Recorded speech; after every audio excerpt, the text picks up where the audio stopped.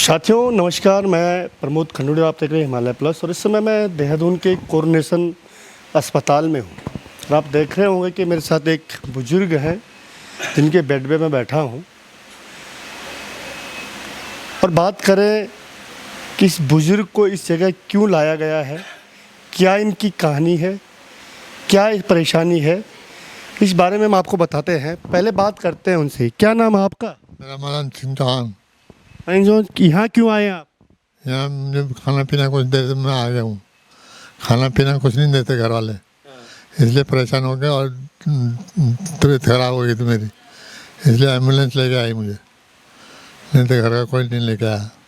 कितने बच्चे हैं आपके? मेरे 3 लड़के 1 लड़की और 3 लड़के। क्या कारण है घर में कि आपको आपके साथ उनका व्यवहार सही नहीं है?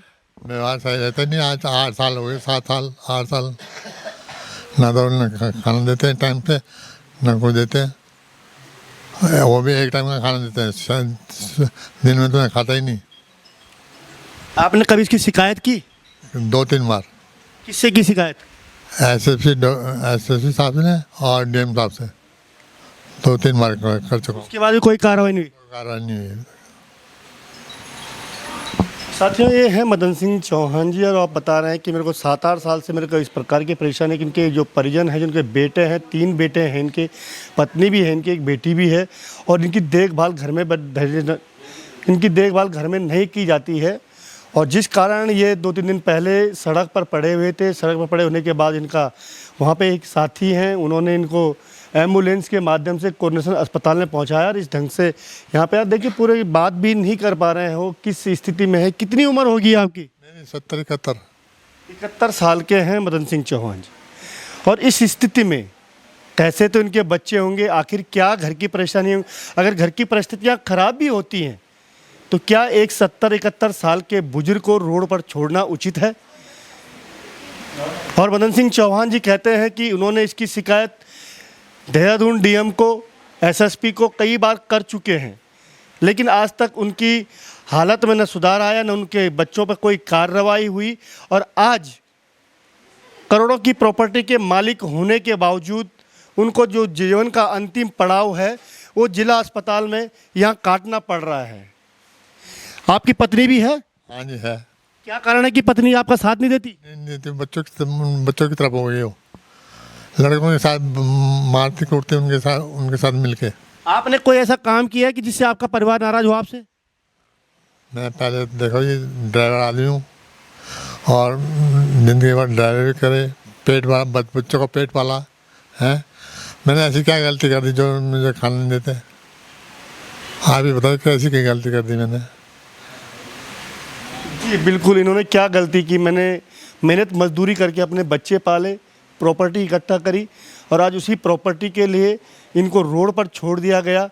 आज इनको इस जीवन के अंतिम पड़ाव में उस घर में भी सहारा नहीं मिल रहा, उन बच्चों पर सहारा नहीं मिल रहा जिन बच्चों को इन्होंने पाल पोस कर इतना बड़ा किया है। आखिर क्या वजह हो सकती है? साथियों, ऐसे अनगिनत बुजुर्ग इस राजधानी के अंदर हैं जो आज भी अपने बच्चों से उम्मीद करते हैं कि बुढ़ापे में उनकी देखभाल की जाए, लेकिन वो आज भी अपना जीवन सड़कों पर काटने को मजबूर हैं। आइए जो साथी इनको यहाँ लाए हैं उनसे भी बात करते हैं। क्या नाम है आपका? मेरा नाम सत्येंद्र रावत। सत्येंद्र जी, आप कैसे लाए इनको? कौन है ये तो मुझे भी नहीं पता ये कौन है। इनको मैं 1 साल से देखता हूँ, मेरी दुकान के आगे पड़े रहते थे, इनके पैरों में चोट थी। तो एक बार इन्होंने कहा यार मुझे खाना खिला दो, तो मैंने कहा मेरे आना, मेरा खाना बना रहता, तो मेरे भाई मंदीप ये सब, मैंने इनको खाना दे दो, बुजुर्ग है। तो हमें इनके पता नहीं था, किसी ने बताया कि यार इनका जो है कि घर है यहाँ पीछे, और इनके घर में इनका, लेकिन घर की कहानी इनकी क्या होगी, मैं तो गया नहीं आज तक इनके घर।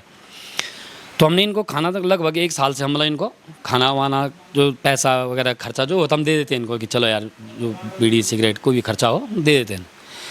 परसों क्या हुआ कि इनकी तबीयत अचानक ख़राब हुई, तो ये तड़पते तड़पते मेरी दुकान के आगे आ गए। मेरा भाई था ही मनदीप, तो इसने फ़ोन करा तो मैं सो गया था 11 बजे, क्योंकि मैं आया था यहाँ से देवप्रयाग से, और मेरे साथ भाई लोग थे, उत्तम भाई लोग। तो इन्होंने मेरे को बोला यार बुड्ढे जी की तबीयत ख़राब हो गई, तुम्हारा नाम लेके चिल्ला रहे हैं।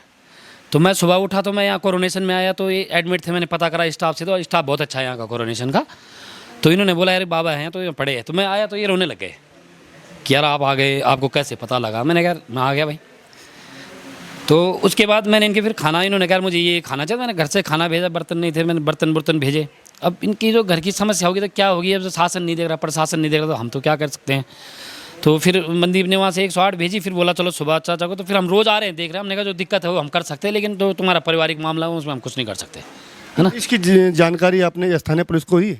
स्थानीय पुलिस को एक बार ये लड़के गए थे डीएम दरबार में, तो डीएम साहब ने तो इनकी बात सुनी थी, उन्होंने पुलिस प्रशासन को बोला था कि इसका मुझे आज ही संज्ञान चाहिए। तो पुलिस ने बाकायदा वहाँ पर ये लिख के दिया था कि इनके बच्चों को भी बुलाया, तो कहा था कि वहाँ पर सीसीटीवी कैमरे लगवाए जाए ताकि बुड्ढे का हम निगरानी रख सके क्या है। लेकिन फिर वहाँ पर एक इंस्पेक्टर थी कोई मैडम, तो उन्होंने बात कराई मेरी किसी लड़कों ने कि वहाँ से फ़ोन है पुलिस का, तो वो मुझे कह रहे हैं कि तुम इनको खाना क्यों दे रहे हो, पुलिस कह रही। तो मैंने कहा भाई आप अपने घर ले जाओ। तो इन्होंने बोला फिर चौहान जी ने कि यार मैडम आप मुझे अपने घर ले जाओ, मुझे खाना दे दो, कहीं जगह दे दो। फिर वो चुप हो गई। फिर मैंने सुबह उनको बताया फ़ोन पे कि मैंने कहा भाई मैं उस चौराहे में छोड़ दूंगा इनको जहाँ से मैं लाया हूँ, आपकी जवाबदारी अब, है ना।